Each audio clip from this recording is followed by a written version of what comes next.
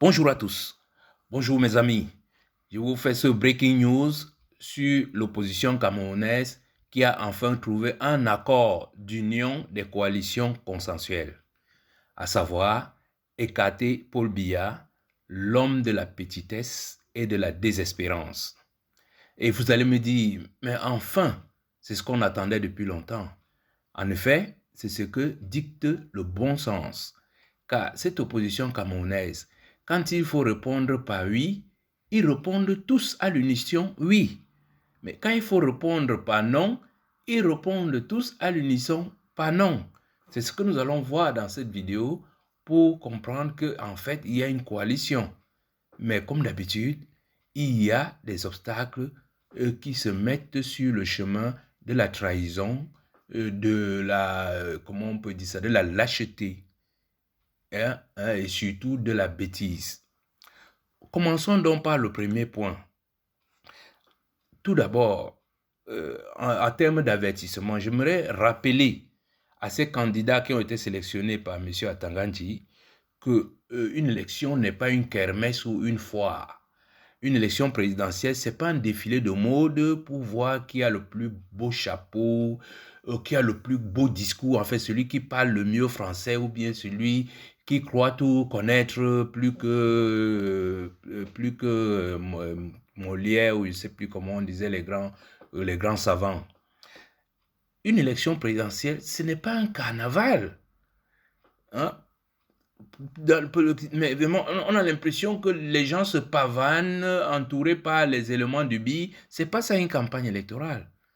En effet, ça aurait pu être une campagne électorale si nous étions dans un état de droit ou encore une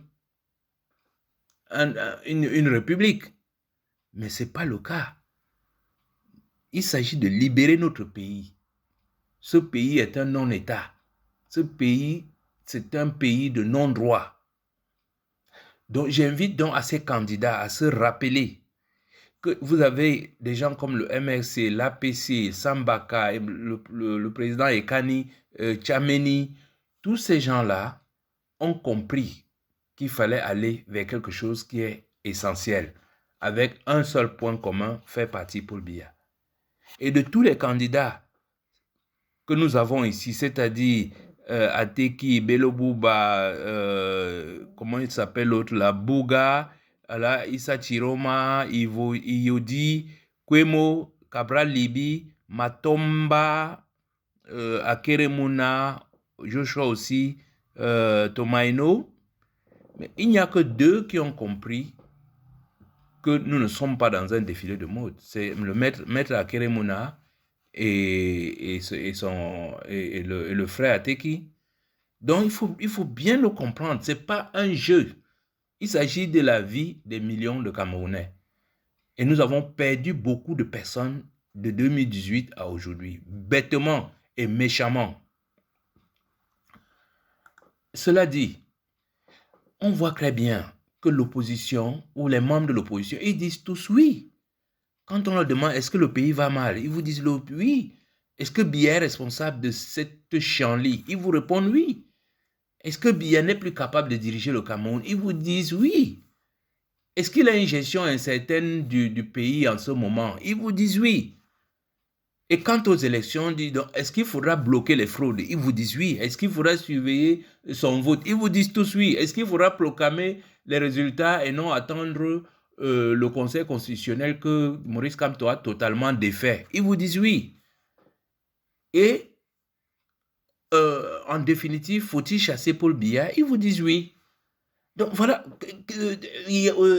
on parle d'union, de coalition, de consensus. Qu'est-ce qu'il n'y a pas de consensuel ou qu'est-ce qu'il n'y a pas de coalition ou d'union quand vous répondez tous par oui?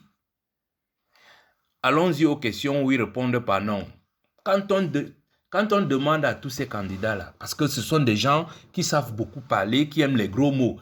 Oh, j'ai le contrat social, j'ai le projet de société, nous ne partageons pas les mêmes valeurs, mon programme politique et économique n'est pas parfois... Mais c'est surtout Cabral Libi qui excelle dans ce genre de discours. Très bien. Maintenant, quand on leur pose la question, Est-ce que ton contrat social peut s'appliquer si Paul Biya reste, si ce régime reste au pouvoir? Il vous répond non. Est-ce que votre projet de société peut trouver un terrain d'application si ce régime est au pouvoir? Il vous répond non. Est-ce que votre programme politique ou économique peut s'appliquer si ce régime est au pouvoir? Il vous répond non. Est-ce que votre profession de foi, cette vision dont vous parlez, votre stratégie, votre idéologie, la forme de l'État que vous prenez, est-ce que ça peut s'appliquer avec ce régime colonial au pouvoir? Ils vous répondent non. Mais c'est pas un consensus, ça? C'est pas une coalition? C'est pas une union dans la pensée? Une fois qu'on a dit ça, j'invite donc tous ces candidats à prendre tout ce que nous venons de citer, procession de foi, projet de société, sinon ne jetez pas ça à la poubelle. Mettez ça dans les tiroirs, mettez-nous ça dans des bons dossiers, gardez dans les tiroirs. Car quand on va se débarrasser de ce régime, vous allez trouver un terrain fertile pour faire appliquer tout ce dont vous rêvez. Mais il n'y a qu'un seul dossier. Il dit un seul dossier qu'il faudra sortir et mettre à l'ordre du jour pour le 12 octobre. C'est le dossier de stratégie du chassement de Paul Biya. Car il s'agit de libérer notre pays. Et comme d'habitude, vu présenté ainsi, on a l'impression que nous roulons sur un train en or qui va nous mener vers la fortune. Eh bien non. Il y a ce syndrome des inconscients. C'est Akere Mouna qui disait, vraiment quand il regarde notre société, on a l'impression que nous sommes des inconscients. Le syndrome des inconscients. Attention à ce syndrome. C'est pour ça que le président Ekani disait « No make erreur », comme l'avait déjà dit la Piro Banga en son temps. « No make erreur ». Parce que faire des erreurs, ce sera ramener, donner raison à Jeune Afrique qui dit que l'opposition camerounaise est la plus bête d'Afrique. Il y a les trahisons. Quels sont ces jeunes-là qui prétendent sauver la jeunesse et qui sont plongés dans des corruptions à tous les étages? Et le comble de la lâcheté, c'est-à-dire nous les Camerounais, nous le peuple, c'est nous qui allons décider qui va nous diriger dans les 7 prochaines années. Une fois que nous sommes conscients que c'est nous qui allons décider, il n'est pas question que quelqu'un vienne lire un autre résultat à notre place. Et pour ça, nous devons être debout. Et je crois que même tous les candidats qui sont là sont prêts à prendre la marche. Si au soir du 12 octobre, nous obtenons le résultat que nous souhaitons tous et que le régime criminel qui est en place essaie de vouloir s'imposer, nous allons renverser la vapeur. Et c'est pour ça que je dis, il faut se méfier de la lâcheté. Parce que le président Chirouma, tous ces derniers jours, il s'exprime toujours en disant « c'est pas moi qui parle, c'est le peuple camerounais qui parle ». C'est vrai, mais le président Chirouma, il faut connaître, il faut chauffer ce peuple camerounais à blanc, comme l'avait fait le MSC avec le président Maurice Kamto, comme le fait, ou bien comme le font beaucoup de membres de la société civile. Nous ne pouvons plus tolérer cette usurpation de pouvoir qu'il y a dans notre pays et qui fait de notre pays l'un des pays les plus médiocres du monde. Donc je dis, attention au syndrome des inconscients.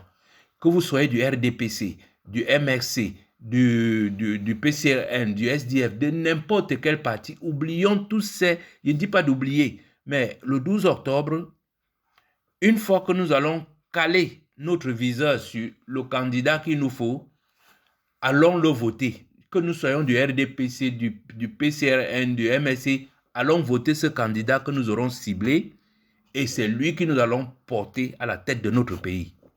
Donc, fin au syndrome des inconscients et arrêtez de nous dire qu'il n'y a pas de coalition ou d'union et tout, alors que nous disons oui à toutes les questions, ensemble à toutes les questions. Et quand il faut dire non, nous disons non ensemble. Mais pourquoi pensons-nous qu'il n'y a pas de coalition? Donc, sortons de ce syndrome des inconscients et vivement le 12 octobre. Merci de m'avoir écouté et partagé.